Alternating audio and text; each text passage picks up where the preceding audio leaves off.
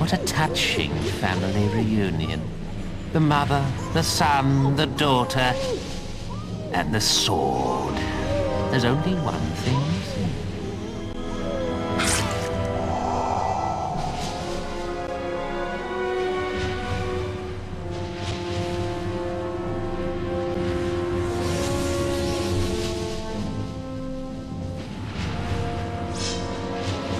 It's your blood next.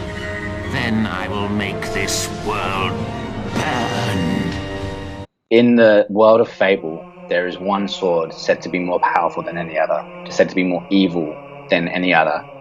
And certainly that's the one that Jack of Blades is desperate to get.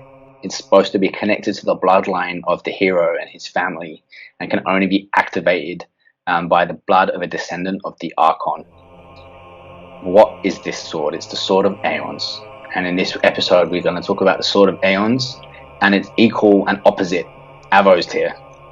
So to get right into it, let's have a bit of backstory with the Sword of Aeons. So the Sword of Aeons is a blood-forged ancient weapon, and it first appears in Fable before Fable Lost Chapters, and back again in Lost Chapters, and of course Fable Anniversary. And it's one of the main plot lines of the whole original game, which securing the sword against Jack of Blades is the main part of the story. Basically, it has this connection to the protagonist. So how is it activated?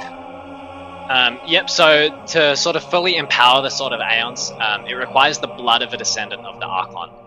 Before it can be activated, however, the seal on it must be broken, and in order to do so, one wishing to gain the sword must travel to the Abbey in Hook Coast with at least one descendant of the Archon, although during the game, Mace says whilst performing the ritual, it is preferable to have more than one. But to complete the ritual, you basically need to perform this ritual in front of a specific temple, and once this happens, the septimal key appears, and this key must then be used to activate the focus sites all throughout Albion, which is basically unsealing the sword. And then to achieve the sword's full power, it requires the death of at least one descendant of the Archon per user.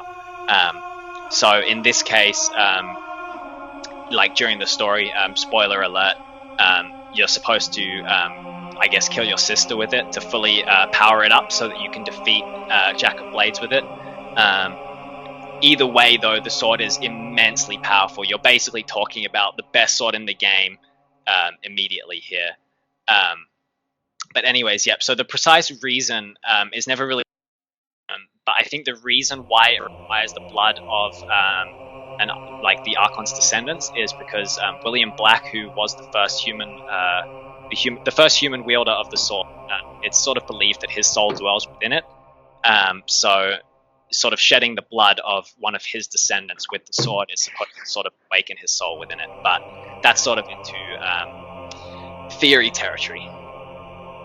Yeah, which we'll get into in just a second. The sword itself, you finally see in Chamber of Fate. Jack of Blades takes it first, and in that final boss fight, at least from the first Fable, final boss fight, he is pretty OP with it. You can then wield it once you've defeated him, but to wield it, you have to sacrifice your sister, as mentioned before. So it very much is the evil choice. You can also then cast it into the vortex and destroy it forever. Basically, when, as mentioned as well, if you do that in Lost Chapters and Anniversary, you then get the option that a bit further along to get Avos tier, which is an equally powerful sword. In the original Fable, it had an attack strength of 550 HP, basically meaning that it was one hit kills. Once you finish the main mission of the original Fable, one hit kills for any of the enemies, pretty much that you were up against. It was seriously something amazing. It did get scaled down for obvious reasons, especially if there's more missions and quests to go. It kind of makes sense. So it did get scaled down, but it's still up there as one of the top kind of 3 or 4 hit point weapons in the game. But it's also the fact that it has fully been embossed with mana, health, and everything, regeneration. So you take a hit and instantly your health comes back anyway, basically, when you're wielding this sword. Plus, it's a light great sword, not a heavy one. So you don't have to do two-handed swings and slower swings. You're one-handed, so it's still pretty OP. I guess let's talk about appearance, shall we? Yeah, we can do so. It's definitely a sort of ornate sword. It looks pretty ancient at first, and it holds immense power. The pommel is yellow, kind of golden, I guess, in the shape of a cone. I guess we'll put an image up on the screen as well. And there's sort of a semicircle attached to the base of this cone. It's sort of, I guess it's like a cone, but with a flat bottom. The handle is red with golden decorations, and it's got imprinted vertically down the handle these decorations that go all the way down. And on the bottom of a handguard, there is these 4 yellow prongs in a curved horn shape, again, sort of just making it look kind of evil. I guess the red and gold coloration sort of gives it away. When we get to Avos tier, it's sort of the opposite with more blue and silver. The handguard for this sword is very dark grey, and it goes all the way down, sort of in the look of a jester's hat with 2 sort of knobs on the end.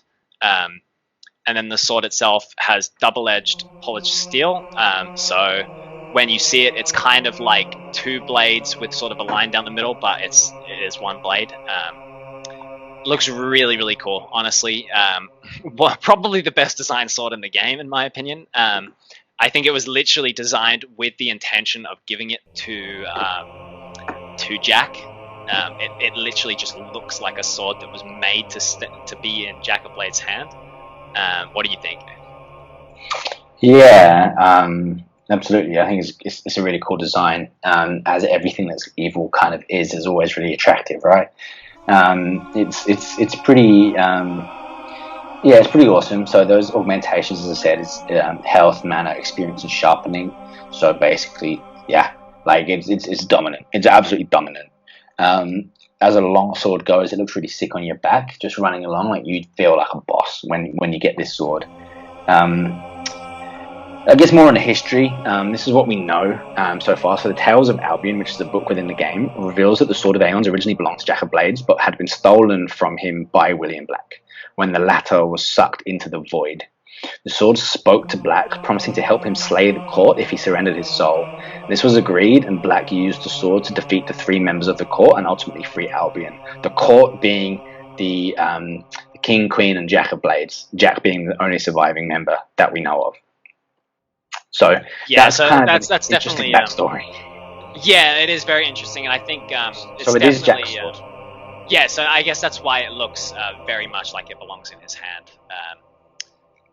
But it's definitely super interesting. We'll definitely talk about the court a little bit more in another video because it's not entirely relevant here. But it is kind of interesting how the sword itself, I guess, kind of betrayed its own master. Like the sword itself is, I guess, sentient, and it was able to, strike a deal with William Black when they were in the void together.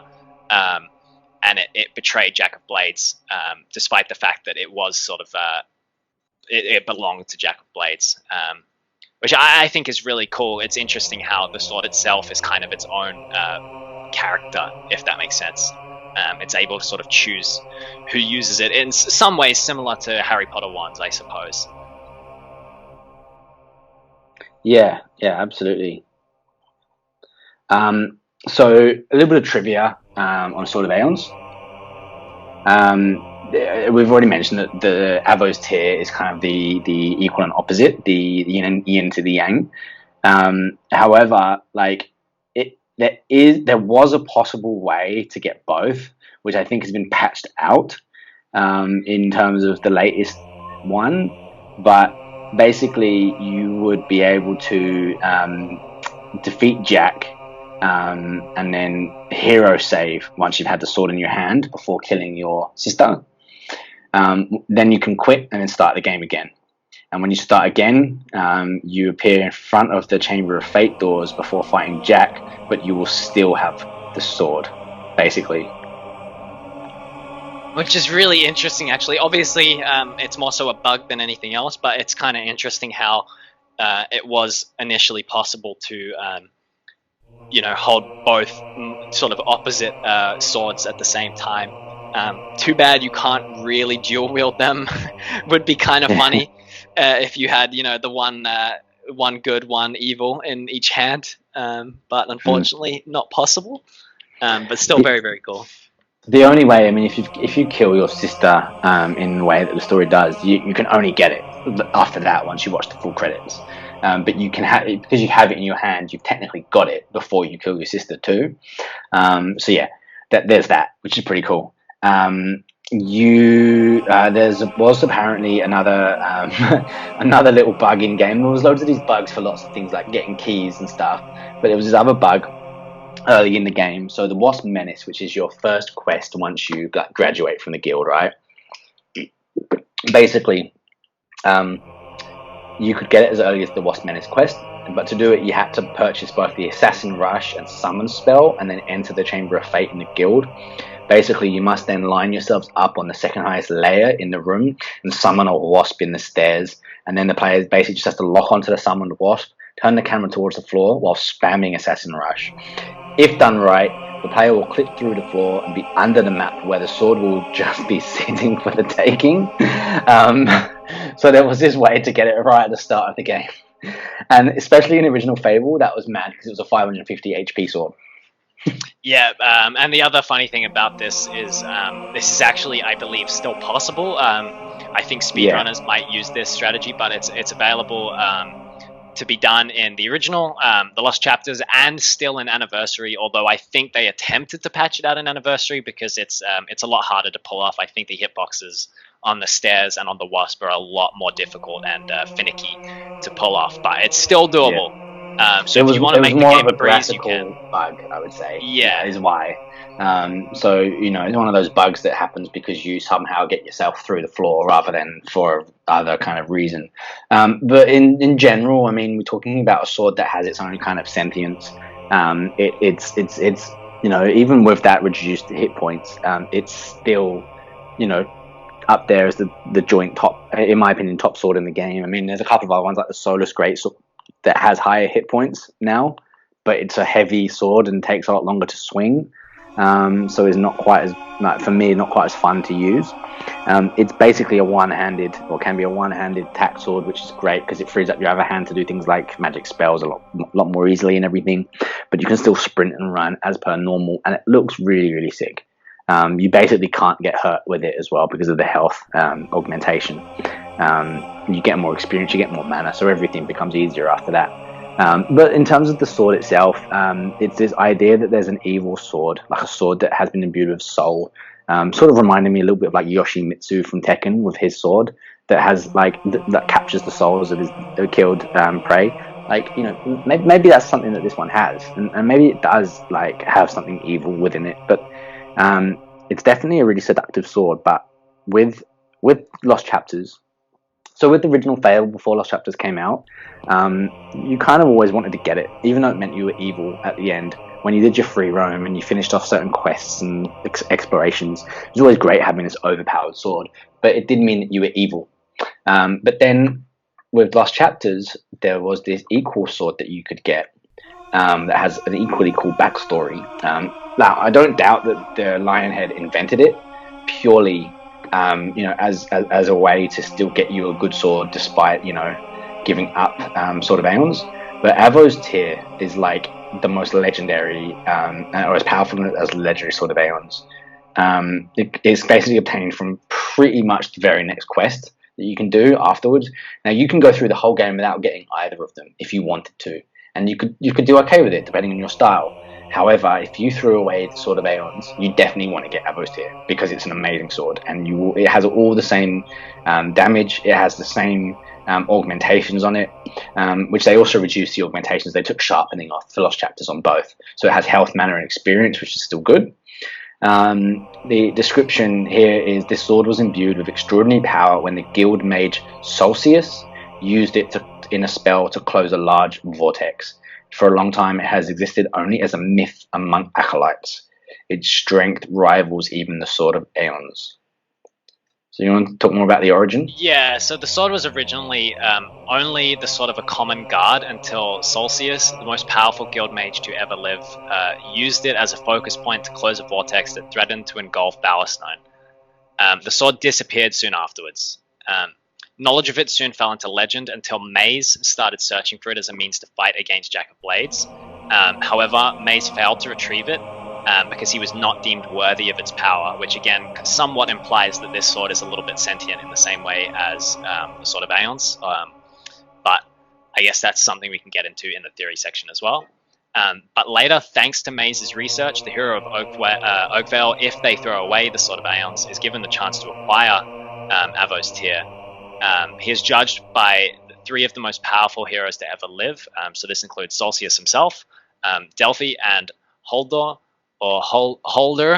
and then they deem him worthy and give him Avos Tear. So this happens pretty much right after you choose to throw away the Sword of Aeons, if that's what you choose to do.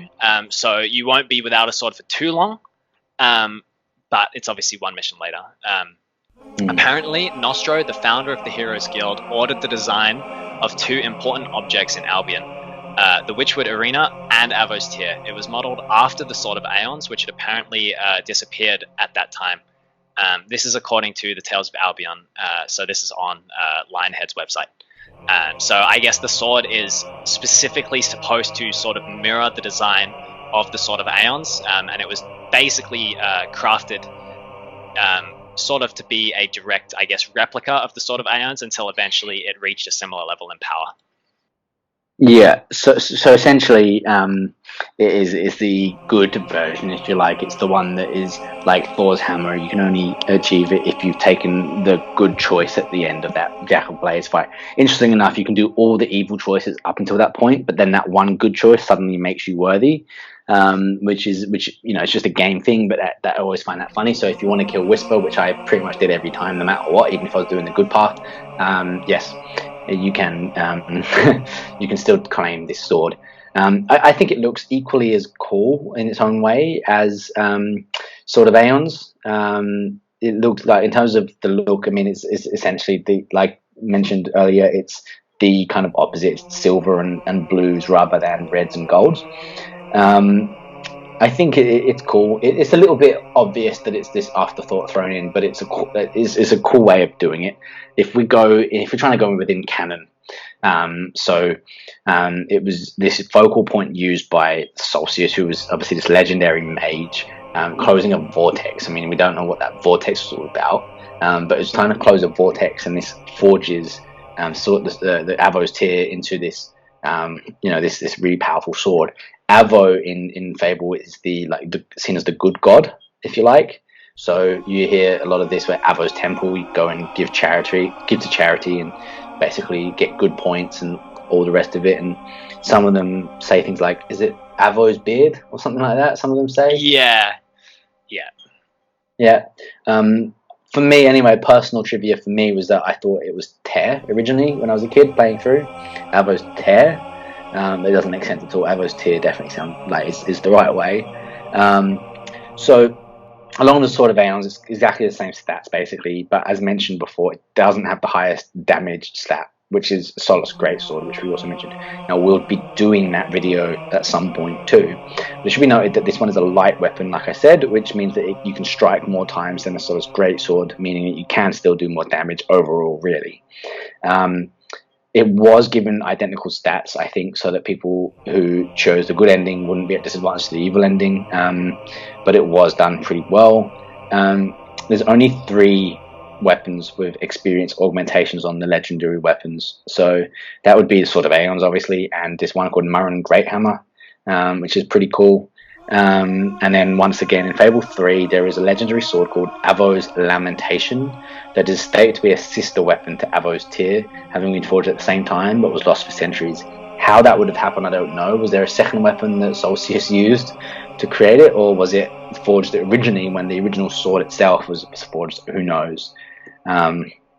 Yeah, it's a little bit weird that they would include that, because obviously, as we've sort of gone across, Avos Tear was already supposed to be the sister weapon to the Sword of Aeons in the sense that it was modeled after it in the first place, and obviously the whole idea of it coming into the game was so that you'd have a good version of the Sword of Aeons. So I feel like it already has a sister weapon in the Sword of Aeons. They're obviously 2 sides of the same coin. They're both, it's the yin and yang, it's the good and evil. So I'm not 100% on Avo's Lamentation. And it does look like Avo's Lamentation did actually exist in the game, as in you could find it. I always thought Fable 3, it's been a while since I played it, I always thought Fable 3 you were given like a base sword and it just changed over time as you changed as well, or was that Fable 2? That may I have thought been that was Fable 2, Fable actually. 3 because you walk through the like that sort of dreamscape where you walk along the paths and Yeah, open each of the Fable. gates. That's actually Fable. No, that's Fable 2. I get them mixed up a lot. Okay, yeah. So that makes sense. Maybe we'll have a look at Avo's Lamentation later on in another video. As mentioned, we'll do Solos Greatsword in another video as well because it's definitely a cool sword itself, and worth having a chat about. But for now, there's a Sword of Aeons and Avo's tier, which are the kind of equal best weapons, effectively in Fable Lost Chapters and Fable Anniversary. I have a question for you before we go on this lore. Yep. If you had a fight between someone wielding Avo's tier and someone wielding Sword of Aeons, which one would win? That is honestly a very good question. Pretty difficult to answer, but I would have to say, just based on the fact that the Sword of Aeons came first and the fact that Avo's tier was sort of based on it, I think the Sword of Aeons, outside of game stats and in terms of just raw like game lore, probably has higher potential to become stronger if the whole sort of theories in terms of how it can sort of consume souls and whatnot is true. Then I think it's possible for the Sword of Aeons to surpass Avo's tier. So that'd have to be my answer. What do you think? Yeah, I think it depends on the wielder, but I think overall, light should triumph over evil, shouldn't it? I'm not sure. I guess that's the whole point of Fable. And with that, thank you very much for watching, guys. We'll be back soon. I think there's a few more Fable lore videos that we have planned, so look forward to those, and we'll catch you next time.